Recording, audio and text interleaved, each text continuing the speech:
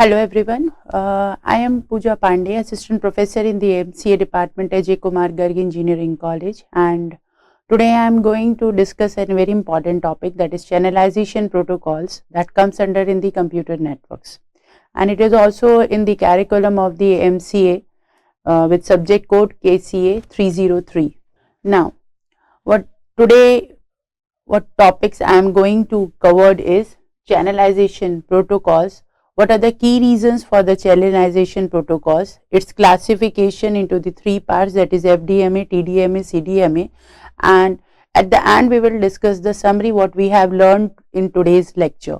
Channelization protocols. Before starting with the this type of definitions, let us take a scenario when group of peoples are there in the room or in a classroom or in a, you can say, in a cabin, and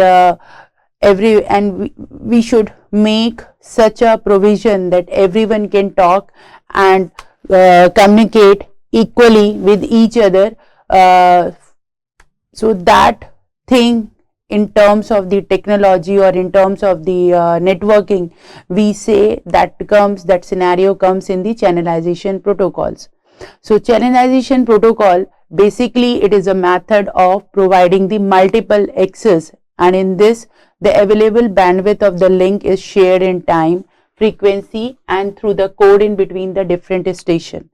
So what I have discussed earlier in an example, that when we are entering or when we are allowing our student to speak in a class, they sometimes speak equally and we are unable to hear. So we have to make such provision that each and every child should get the equal time to speak and equal time to understand, or faculty can listen equally to all the students. So in technical terms, we do it by the channelization protocol, that is within the available bandwidth, with the available bandwidth or the frequency or the code, the different stations, there should be a multiple, we can access it multiply, so that is a process of the channelization.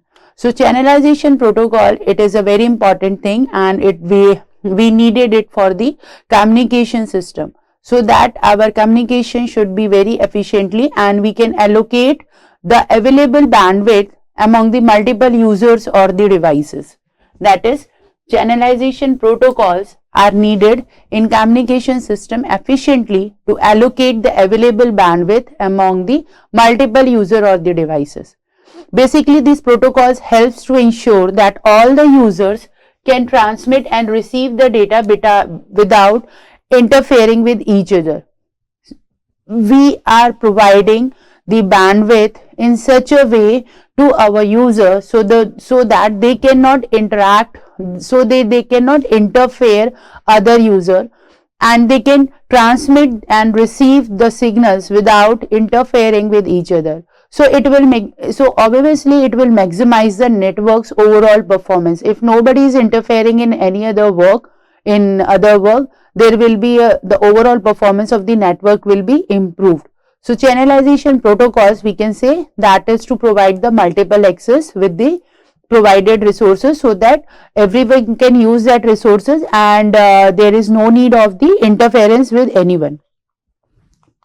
Now, what are the key reasons for the channelization protocol? The first one is the efficient bandwidth utilization.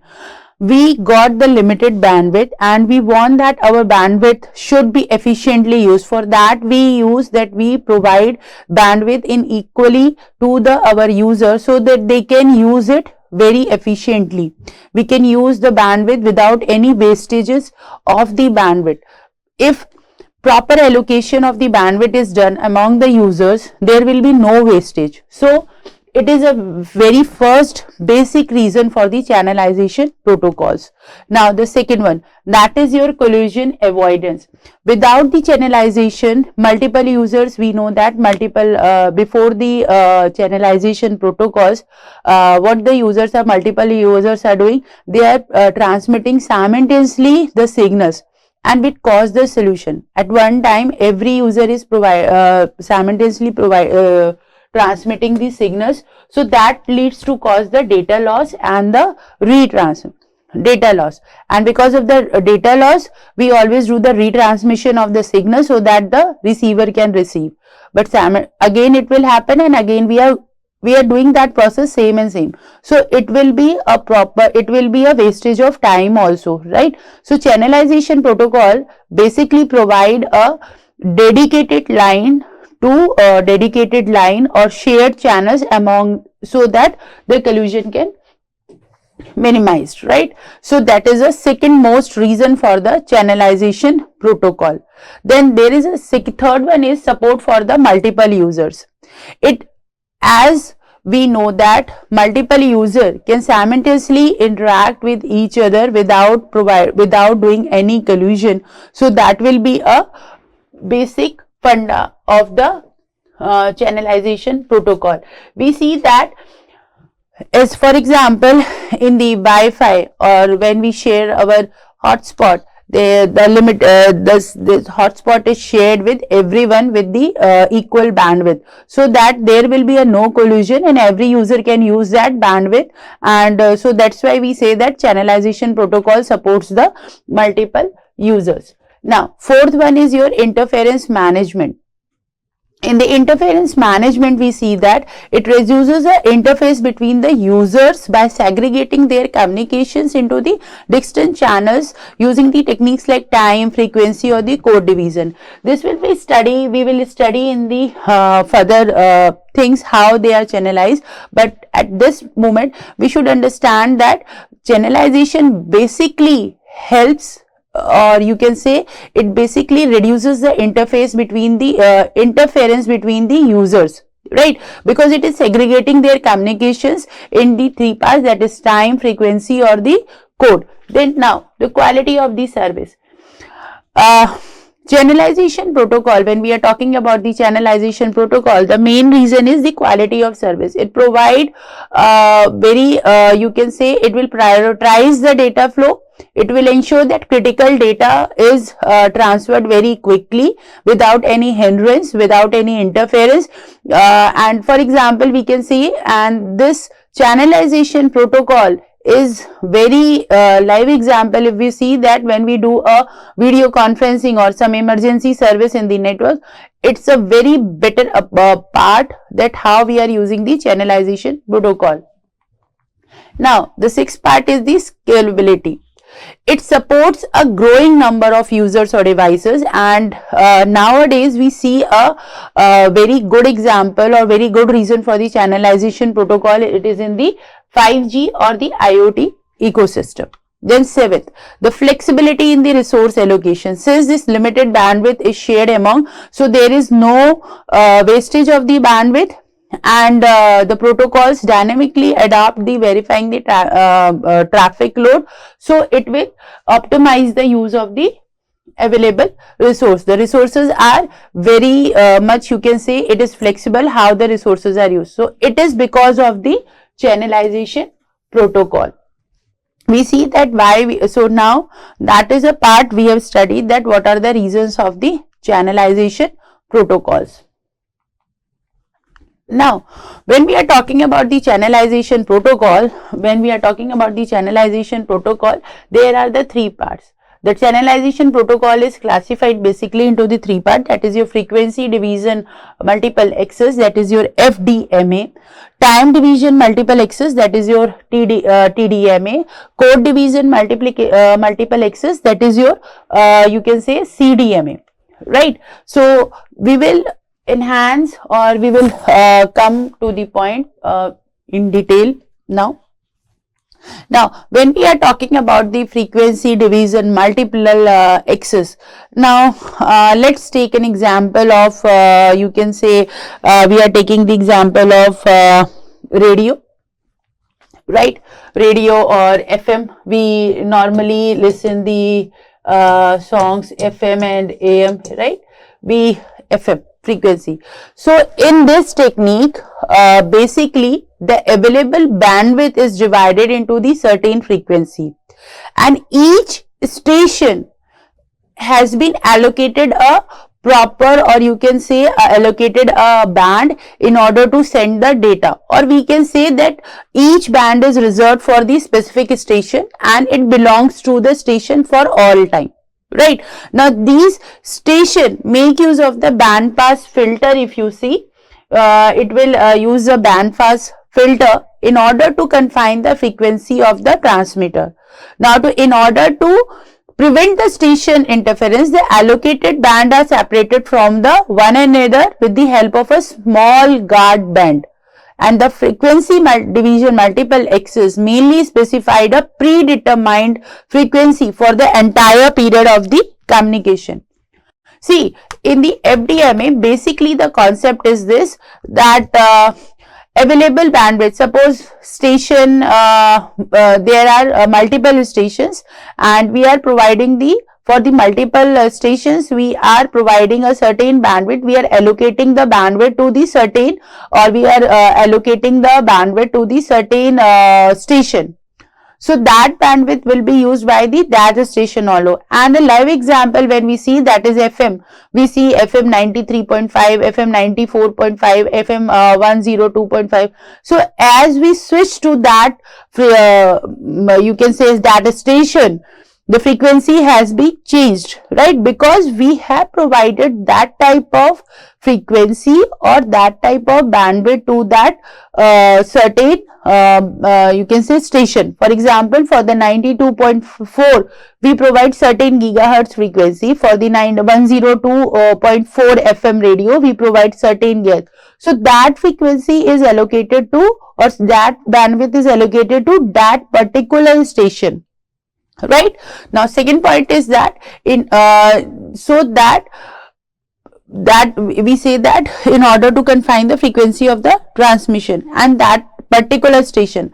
Now to preventing the certain interference, the allocated bands, you can say allocated bands are separated from the another with the help of some small guard bands. That's why the frequency what we have given to the 92.4 or we are given to the 102.5, they are quietly separated. That's why the frequency division multiple access is we can say that FDMA is used in the frequency, or you can say in the radio waves, or you can say the radio station, what we hear the sounds and all this FM radio, this frequency division multiple access is used. Now what are the advantages of the FDMA? The advantages of the FDMA is this technique is efficient when the traffic is uniformly constant, right? If channel, and in case if the channel is not in the use, we say that if the channel is not in the use, then it's ideal, right? And it is a very simple algorithm is used in the FDMA. That's why it is very less complex, and there is no restrictions regarding the baseband or any modulation. So it is a very simple you can say channel protocol. But what is the disadvantages of the FDMA?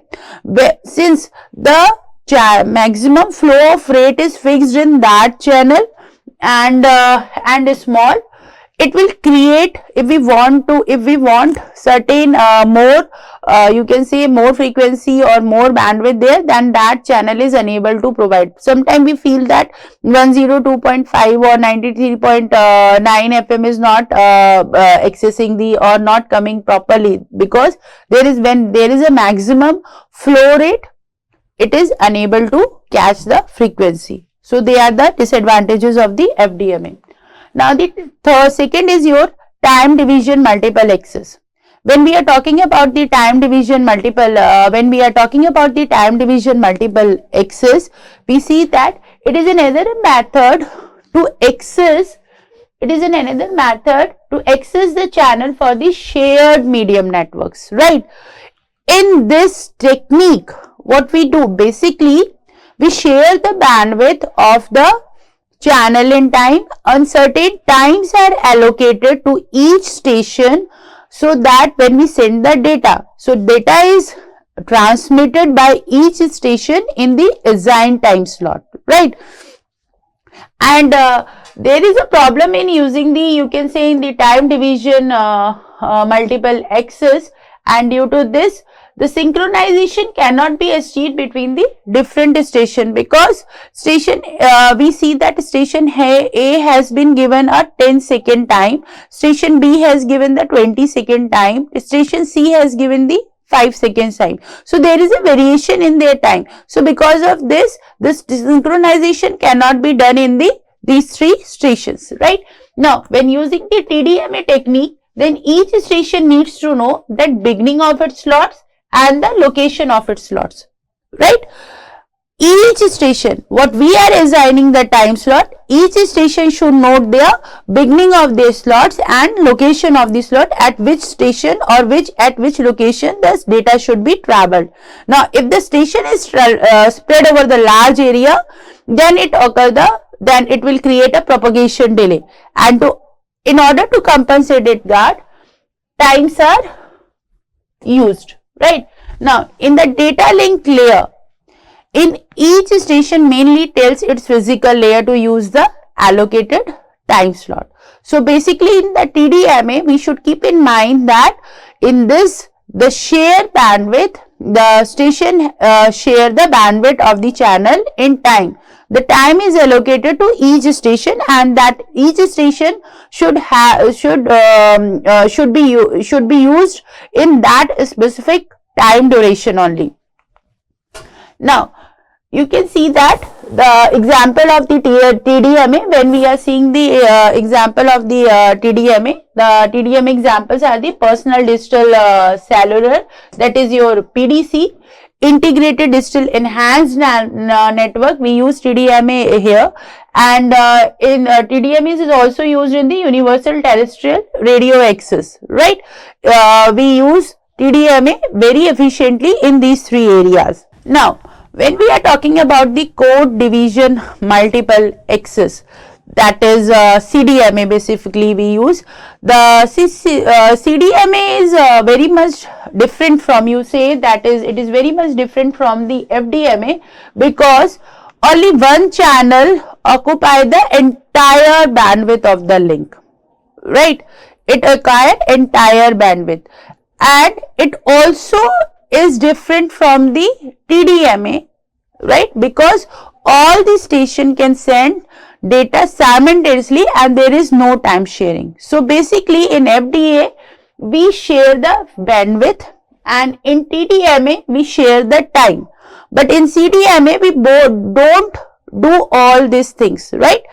In CDMA we use only one channel that occupy the entire bandwidth of the link.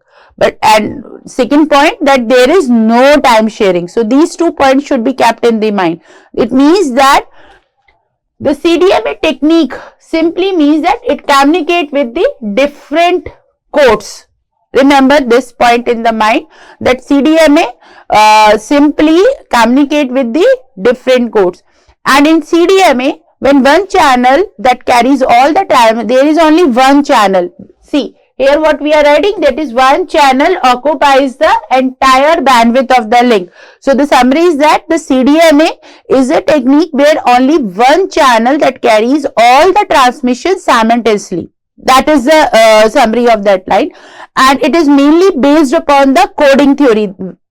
And what the coding theory says that when each station is assigned a code is a sequence. Okay, and here what is a code? Code is a sequence number of the numbers called the chips. Now data from the different station can be transmitted simultaneously, but using the different code length.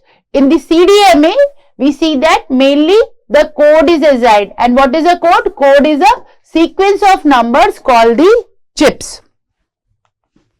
Now, what are the advantages of the CDMA? So, this capacity is more higher than the CDMA and the FDMA, and it is a very cost effective, and CDMA mainly it provides a high voice quality, and CDMA operates at very low power levels. So these are the advantages. Let me repeat, it provides high voice qualities, it operates at the low power level, the capacity of the system is higher than the TDMA and FDMA, and CDMA is a better cost effective. Now when we are talking about the summary, what we have discussed right now in the channelization, the first point, what is that? The channelization. Why we are using the channelization? The channelization is very crucial for the efficient use, interference reduction, and enabling the multiple users to communicate simultaneously. So this is the first point, that channelization is for efficient bandwidth use. This interference reduction has been there, and multiple users can communicate simultaneously. So these are the three benefits of the channelization. Now channelization is categorized into the three parts, that is FDMA, that is for the frequency division, TDMA, that is for the time slots, and CDMA, that is for the code. And here what we see, that FDMA is for the frequency division, TDMA is for the time slot, CDMA is for the unique code. Now these method, this channelization, or you can say these FDMA, TDMA, CDMA, comprisingly we are using it in the various systems in the network, like the radio broadcasting, mobile network, 2G to the 5G, and the Wi-Fi.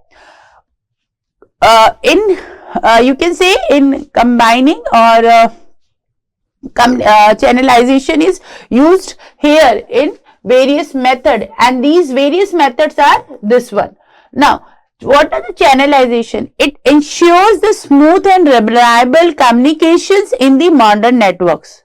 We have seen that channelization is basically, it is providing equivalent opportunity to every users, so that they can communicate simultaneously without the interference, right? Now because of this, it forms the foundation for the various advanced technology like the 5G, IoT, and the satellite system. The channelization protocols helps a lot in the 5G, IoT, and the satellite system.